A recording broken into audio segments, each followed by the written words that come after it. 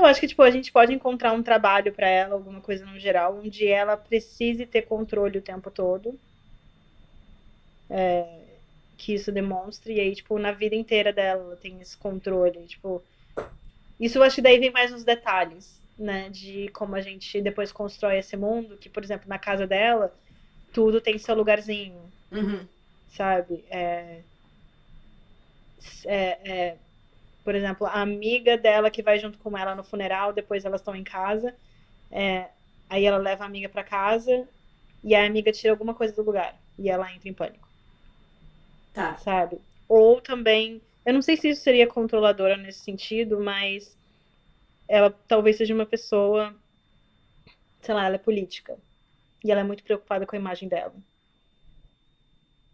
Ou talvez pode ser num aspecto mais já de um controle relacionado a trauma, por exemplo. Uhum, Ela tem muitos irmãos e perdeu a mãe relativamente cedo e ela criou os irmãos. Então ela tem um senso de responsabilidade muito grande que ficou gostado muito cedo. uhum, E uhum, parte do que ela precisa aprender quando ela volta lá pra cidade é que os irmãos dela estão bem. Ela não precisa ficar nesse controle o tempo todo, ela pode uhum, controlar menos as coisas. uhum. Porque já não tem todo mundo que dependa dela que nem antes, quando eles eram menores. Sim. Às vezes pode vir nesse medo de ninguém. Eu não quero ninguém planejando meu funeral, não porque eu tenho medo necessariamente do que eles pensam de mim, mas porque eu não quero depender de ninguém mesmo. E aí talvez é uma mulher controladora independente, ou uma mulher independente demais. Eu gosto de uma mulher independente demais. Porque daí. Eu gosto disso, porque daí a tese dela é que ela precisa ser muito Uhum, independente, que ela não pode depender de ninguém. E a antítese do filme é que talvez ela tenha que aprender que ela pode depender de algumas pessoas. sim, E que ela não. Que ela, sabe, existem situações em que ela pode receber apoio sim. e abrir mão do controle. Eu acho que tipo, a gente pode formatar essa tese e antítese de uma maneira mais. Por exemplo, tipo, eu acho que pode ser sobre pedir ajuda, quase, sabe? Uhum. Que acho que a gente também tá numa geração, pensando no mundo, assim, de a gente tem medo de pedir ajuda pros outros. De não ser capaz o suficiente de fazer as coisas sozinho. Sim. E pedir ajuda é difícil. E talvez é mostrar. O filme quer mostrar que pedir ajuda talvez não seja tão difícil assim. Sim, talvez tenha uma coisa simbólica no filme, tipo, uma coisa talvez até simples, que a gente mostra no início do filme que ela não consegue fazer e ela Uhum, nunca pede ajuda. Mas uma uhum, coisa boba, do tipo, ela não pede ajuda no sentido, ela não pede ajuda pra ninguém e ela também não vai a algum lugar pedir ajuda. uhum, Do tipo, ela fica sempre remendando. Não sei, o óculos dela quebra, eu tô com isso na cabeça uhum. porque o meu óculos quebrou. Mas eu fui num lugar e aí me disseram que eu tinha que sondar o óculos, eu tinha que pegar um novo Aham, e etc. E eu tô com o meu óculos antigo, não fui entendi. consertar o óculos ainda. Mas aí a gente pode ser isso, daqui a pouco o óculos dela, alguma coisa que ela tá quebra, ela fica, ela coloca uma fita, Uhum, sabe? Ela coloca um pino e nunca fica 100% sim. resolvido. Ah, eu gosto disso. Né? Não É precisa uma ser um coisa. óculos, na medida que a gente conhecer melhor a personagem, pode ser algo que tenha mais a ver com ela. Não, mas eu Mas gosto. um símbolo. Eu gosto disso no geral, porque é uma coisa que eu acho que muita gente pode se ver naquilo. E é uma coisa do dia a dia, sabe? Que parece muito boba. Sim. E em algum momento do filme, algum personagem que depois de decidir qual seria, aparece com óculos arrumado. Pra ela, tu quer dizer? É, pra mostrar, tipo, às vezes ela fez falou alguma coisa como se fosse um Uhum. pedido, mas ela não estava pedindo. Que meio que é um primeiro passo na direção da antítese de que pedir ajuda é fácil, Aham. sabe? E, tipo, mas eu não. Tipo, mas tá tudo certo, tá aqui, tá arrumado. Aham. É isso aí. Sabe? Tipo, eu acho que é uma coisa fácil de se fazer e pode ter grandes significados. Sim. E é Então, legal, isso é uma coisa que eu acho sempre legal a gente pensar em símbolos, né? Isso é uma coisa que Uhum. vem da semiótica. Uhum. Já desde o roteiro, a E gente vai... óculos é bom porque tem a ver com tem a vista. ver com a visão, né? Uhum. E é legal porque uma coisa que eu gosto de pensar é que a gente tá escrevendo um roteiro, não um livro. Então a gente tem que sempre, já desde a concepção do roteiro, pensar em elementos visuais, não só em elementos que sejam parte Uhum. do texto, mas elementos Sim, que vão fazer parte do som e da sim. imagem, né? Isso, por isso Uhum. que a gente tá escrevendo pra tela, não tá escrevendo pra uma página. É, tanto que quando a gente escreve em página, a gente, na verdade, quer escrever o menos palavras possíveis. Porque a lógica de quando se escreve um roteiro é que uma página é igual a 1 minuto de tela. Então, a gente tá aqui com um novo convidado, esse é o Oscar. Esse é o Oscar que tava chorando aqui embaixo. É, Democraticamente. Primeiro um, depois o outro. Daqui a pouco a gente troca de novo. mas então, se você começa a descrever muito na, no roteiro, você perde essa sensação do 1 minuto por página.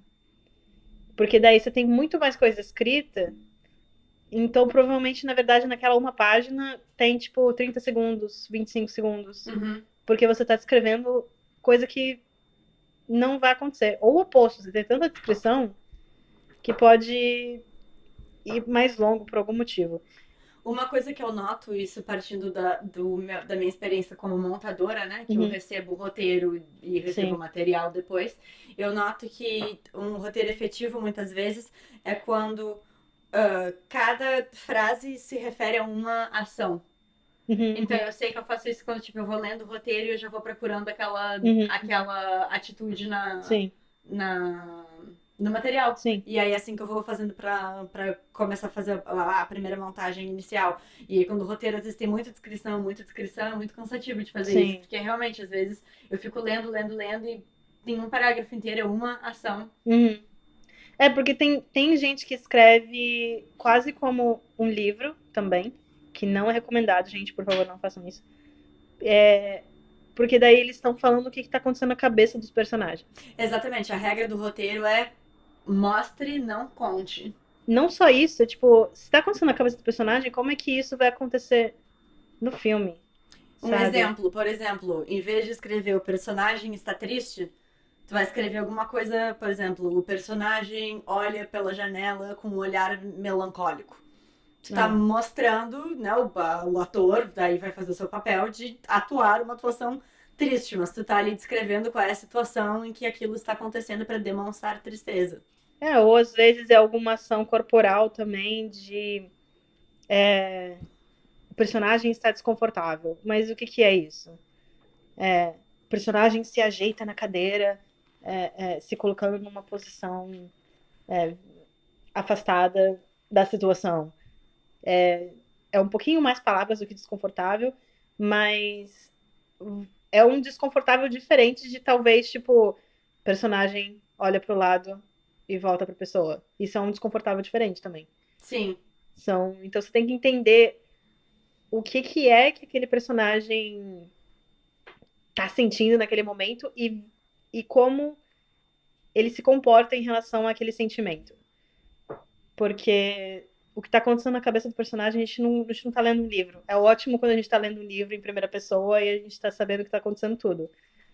Jogos Vorazes é assim, né? A gente sabe o que tá acontecendo. E eu acho que Jogos Vorazes é uma ótima adaptação. É, Porque é concordo. difícil ir de primeira pessoa pra terceira pessoa. Mas em roteiro tem que ser simples, menos palavras. Você pode criar um pouco de tom, tipo, vamos dizer que é uma manhã, e você fala, a luz do sol passa pela cortina. Você já tá dando um tom ali pra cena. Mas isso parece mais também uma coisa meio dramática. Uhum. Mas se for um outro gênero, você já vai escrever de uma maneira diferente. Então, você tem que entender o que você tá escrevendo no geral. E por isso que muita gente também tem os seus gêneros mais focados ali quando elas são roteiristas, porque só porque você gosta de um gênero não significa que você sabe escrever aquele gênero.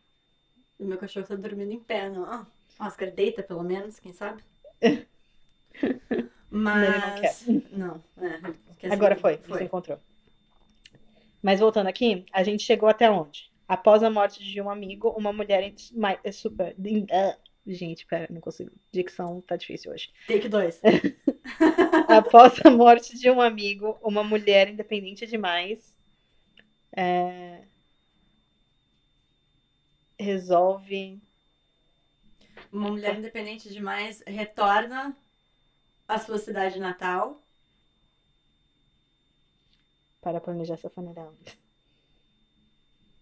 Com o objetivo secreto Uhum. de planejar seu funeral, enquanto sua família celebra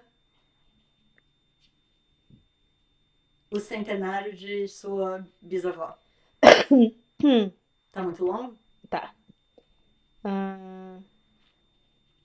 Acho que por enquanto, como um primeiro, tá ok. Como um até. primeiro, até porque eu acho que, pelo menos eu não sei se tu é assim, mas eu escrevo a logline no início e à medida que eu vou refazendo a outline, às vezes eu ajusto a logline porque eu mudo uma ideiazinha ou outra. Eu sinto que a logline ela também vai passando por diversas reescritas.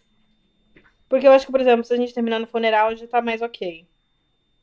Tipo. Lê de novo aí como é que tá. Após a morte de um amigo, uma mulher independente demais retorna à sua cidade natal com o objetivo secreto de planejar seu funeral. Por que isso? O que tá acontecendo depois a pessoa vai assistindo o filme, não, a gente não precisa Exato, a gente não precisa e falar a gente já tá dizendo que o objetivo é secreto. Então. A gente já tá dando contexto de que, enfim, tem E aí, quem quiser descobrir por que ela resolveu fazer isso, vai ter que assistir o filme. Exato.